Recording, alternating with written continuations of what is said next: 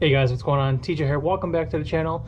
Today we got a bunch of maintenance that I'm going to be doing to the ST. So we're going to go and get started. I'm going to be doing an oil change, changing out the spark plugs, and doing a transmission flush. I recently just hit 60K, so I figured it'd be a good time to do it. But I'm sure you guys know how to do the first two steps, you know, replacing plugs and do the oil change. Obviously, we're going to skip that part. So we're just going to go and get straight into the transmission flush for a Ford Focus ST. So here we go. All right guys, so once you remove the wheel and put it up on a jack stand or jack, I prefer jack stands so you guys don't hurt yourself or the jack doesn't give out. Now would be a good time to take a look at the brakes on this side and see what all needs to be replaced. Odds are if you need to replace these, you probably need to replace the rest of them or just the fronts. So we're gonna go ahead and get into this. So right back here through all that is the bottom plug, that is the drain plug. So you loosen that up, the fluid comes out. Right above that, right there, is the drain, or is the fill plug. Now it's a bit hard to get to, but I would recommend you loosen up the top one first. As you can see, I already did this 30,000 miles ago. And we're going to get started with that. So we're going to crank that open, loosen that up a bit just to make sure that the plug can come undone and it's not stripped or anything. And then we're going to go ahead and loosen up the drain plug and drain all that stuff out.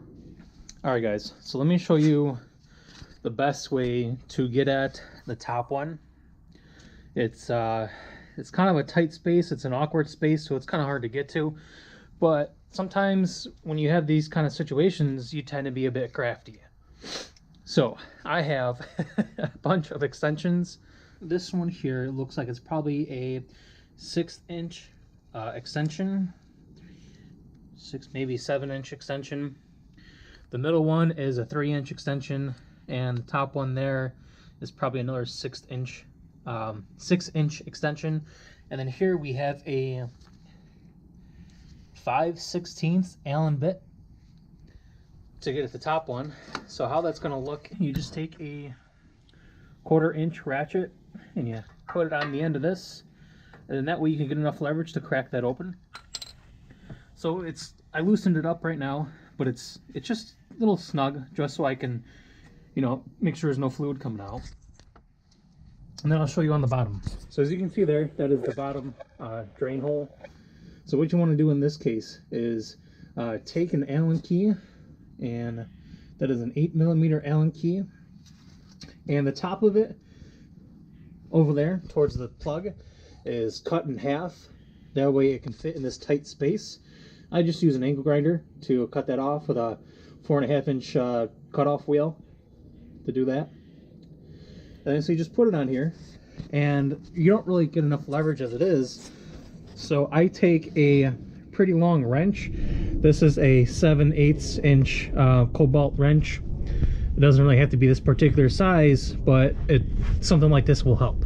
So what I will do is I will take it, slip this on here, and now I can use this as more leverage. But as you can see, it's already loose, and that's what broke it free. So you want to be careful when you're doing this. You want to be careful when you're doing this stuff, only because you don't want to strip that bolt out. And I would highly recommend you to make sure you can actually crack the top bolt open, the fill plug, before you take out the drain plug. Because if you take out the drain plug and you lose all the fluid and you can't get the top one out, you're gonna have a bad day. So that's that. Everything's all loosened up, and now we're just gonna drain it. And then the hard part is filling it back up. So once this is drained, I'll let you guys know the process is to fill it up.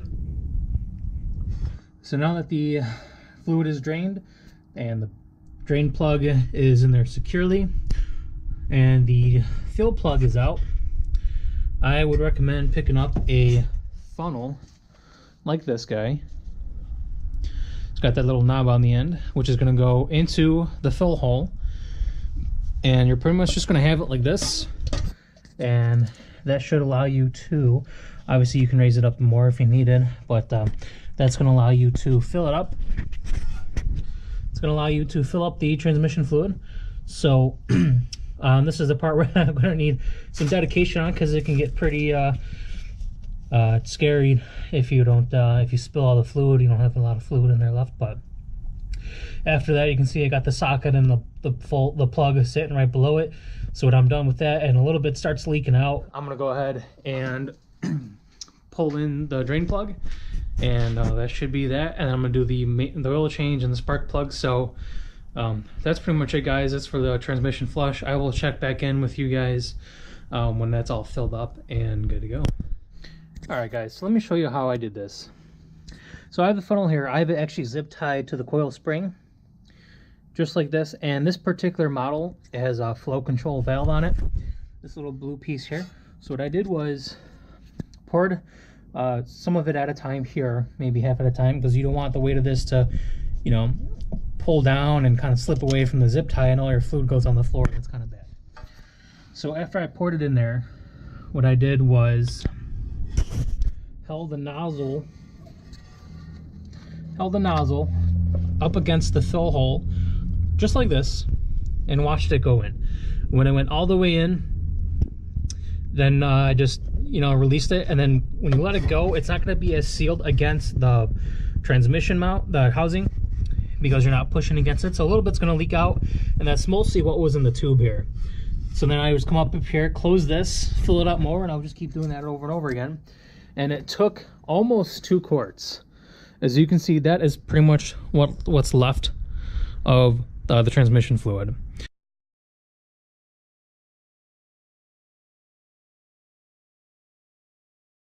So the transmission fluid that I'm using is Motul multi-DCTF multi-dual clutch transmission fluid. It's one of the transmission fluids that actually meets Ford spec. So I used 2 quarts, well, almost 2 quarts. As you can see, that is how much I used on the second quart. And when that was done, since I had this extension laying here already, I pulled out the funnel.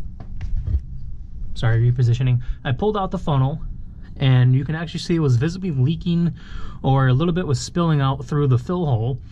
So then I knew that it was time to pull it in the fill plug. So I went ahead and did that just now, and it's all tight. I'm gonna go ahead and further tighten it up here, because my Milwaukee cordless ratchet doesn't do too good of torquing things down, obviously. And I don't want to break it because I got it for Christmas. So that is pretty much it, guys. That's the stuff that I used, and hope you enjoyed the video. I hope this helps you guys out with your transmission flush or your transmission fluid change. And if you guys have any questions about this process, please drop it down below. I'm more than willing to help you guys out and answer any questions you guys may have. So thanks for watching, guys. I really appreciate it. Take care. Have a great day.